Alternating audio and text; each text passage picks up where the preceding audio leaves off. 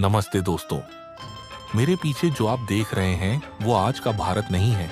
यह है लगभग 200 साल पुराना भारत, यानी 19वीं सदी की शुरुआत का भारत। यह वो भारत है जहां ना आजादी थी, न अपने फैसले खुद लेने का अधिकार। यह वो दौर था जब भारत की जमीन पर रहने वाले करोड़ों लोग अपने ही देश में पराये हो चुके थे। लेकिन इसी अंधेरे दौर में भारत की आत्मा जिंदा थी। गांवों में, खेतों में, बाजारों में और आम लोगों की रोजमर्रा की जिंदगी में। अगर आप इतिहास को सिर्फ पढ़ना नहीं बल्कि उसे महसूस करना चाहते हैं तो वीडियो को लाइक करें और द अनसीन भारत चैनल को सब्सक्राइब करें। यहाँ हम इतिहास की उन परतों को खोलते हैं जिन्हें वक्त ने जानबूझकर ढक दिया। तो चलिए एआई की आंखों से देखते हैं कि 1800 के दशक का भारत असल में कैसा था। 1800 की शुरुआत में भारत राजनीतिक रूप से पूरी तरह बिखर चुका था। मुगल साम्राज्य अब केवल नाम का रह गया था। दिल्ली में बादशाह मौजूद था, लेकिन उसकी सत्ता लाल किले की दीवारों से बाहर नहीं जाती थी। कभी जिस तख्त से पूरे हिंदुस्तान पर हुक्म चलता था, वही तख्त अब अंग्रेज अफसरों की अनुमति से सांस ले रहा था। देश के अलग अलग हिस्सों में अलग अलग ताकतें थीं। कहीं मराठा शक्ति संघर्ष कर रही थीं, कहीं अवध का नवाब समझौतों में उलझा हुआ था, कहीं सिख साम्राज्य आखिरी बार मजबूती से खड़ा दिखाई देता था।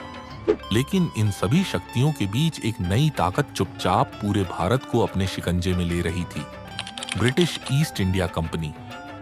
यह कंपनी व्यापार करने आई थी, लेकिन 1800 तक आते आते यह एक व्यापारिक संस्था नहीं बल्कि एक राजनीतिक और सैन्य शक्ति बन चुकी थी।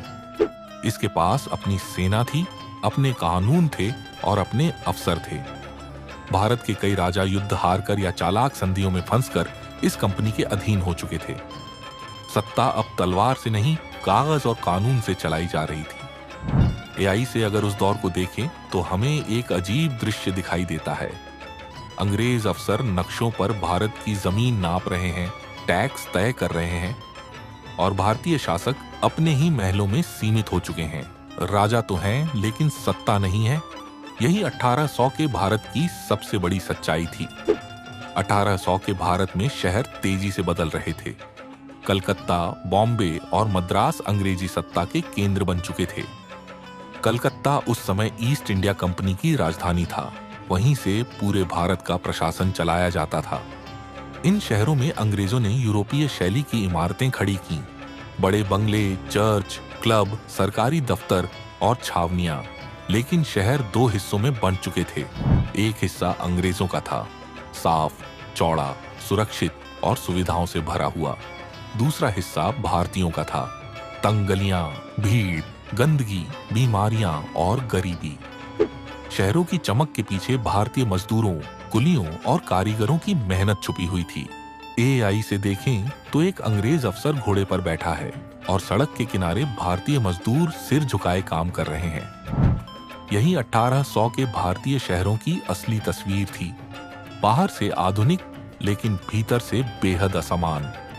लेकिन 1800 के दशक का भारत असल में शहरों में नहीं बल्कि गांवों में बसता था। उस समय भारत की लगभग 80 से 85% आबादी गांवों में रहती थी। मिट्टी के घर, कच्ची सड़कें, बैलों से चलने वाले हल और आसमान की तरफ देख देख कर दुआ मांगते किसान, यही गांवों की पहचान थी। खेती पूरी तरह मानसून पर निर्भर थी। बारिश समय पर हो जाए तो पेट भर खाना मिलता था, लेकिन अगर मानसून धोखा दे जाए तो भूख और अकाल तय था। तकनीक नाम की कोई चीज नहीं थी। किसान अपने अनुभव, मौसम और प्रकृति के भरोसे जिंदा थे। अंग्रेजों की लगान व्यवस्था ने किसानों की हालत और भी खराब कर दी।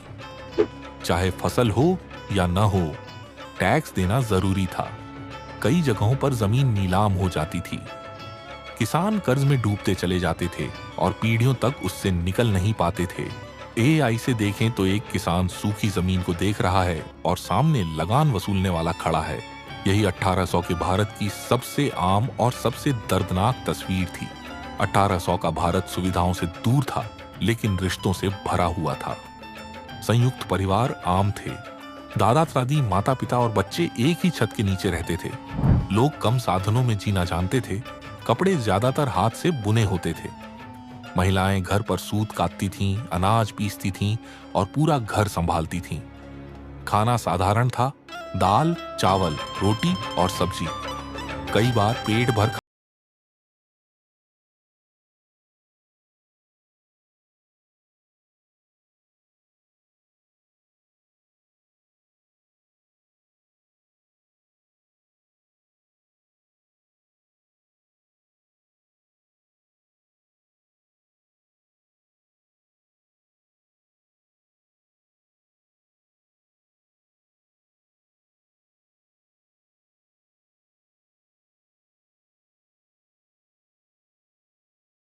व्यवस्था थी।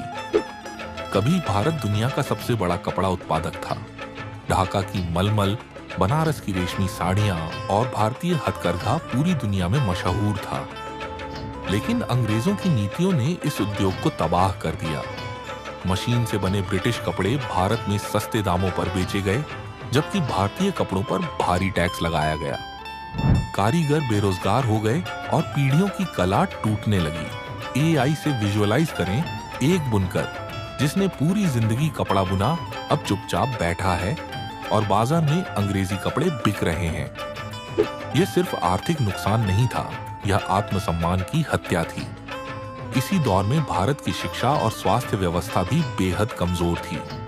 पारंपरिक गुरुकुल और मदरसे मौजूद थे, लेकिन आधुनिक चिकित्सा और साफ पानी की भारी कमी थी।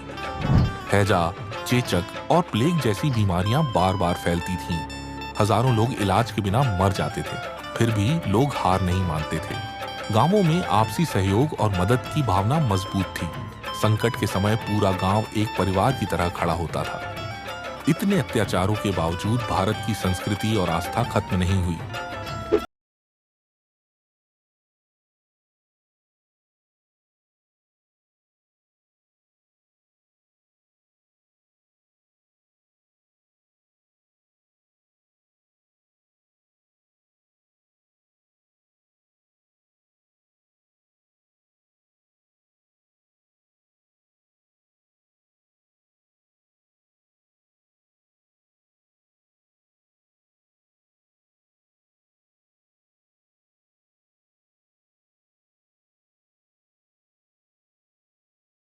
में फूट पड़ी। सिपाही, किसान, राजा और आम लोग सबने मिलकर पहली बार अंग्रेजी सत्ता को खुली चुनौती दी। यह विद्रोह असफल रहा, लेकिन इसने अंग्रेजों को हिला दिया। इसके बाद कंपनी राज खत्म हुआ और सीधे ब्रिटिश शासन की शुरुआत हुई। लेकिन आजादी की लड़ाई यहीं से शुरू हो चुकी थी। पूरे 1800 के दशक को एआई की आंखों से देखें तो यह भारत दुखी है, शोषित है, लेकिन टूटा हुआ नहीं है। यह वही भारत है जो सीख रहा था, बदल रहा था और आने वाले समय के लिए खुद को तैयार कर रहा था। इसी सदी के अंत तक आधुनिक शिक्षा, अखबार, रेलवे और राष्ट्रीय चेतना जन्म लेने लगी थी। यही चेतना आगे चलकर आजादी की लड़ाई की नींव बनेगी। दोस्तों, 1800 के दशक का भारत हमें यह याद दिलाता है कि आजादी अचानक नहीं मिली।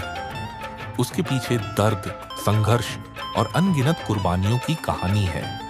यह वो भारत था जिसने सबसे अंधेरे दौर में भी अपनी पहचान, संस्कृति और आत्मा को जिंदा रखा। अगर आपको इतिहास की ऐसी अनदेखी, अनकही और गहराई से महसूस होने वाली कहानियां पसंद हैं, तो दी अनसीन भारत को सब्सक्राइब जरूर करें। वीडियो को लाइक करें, शेयर करें और कमेंट में बताइए अगली बार एआई से किस दौर का भारत देखना चाहते हैं। मैं था वक्त का मुसाफिर और अगली बार फिर मिलूंगा भारत के इतिहास की एक और दबी हुई परत के साथ।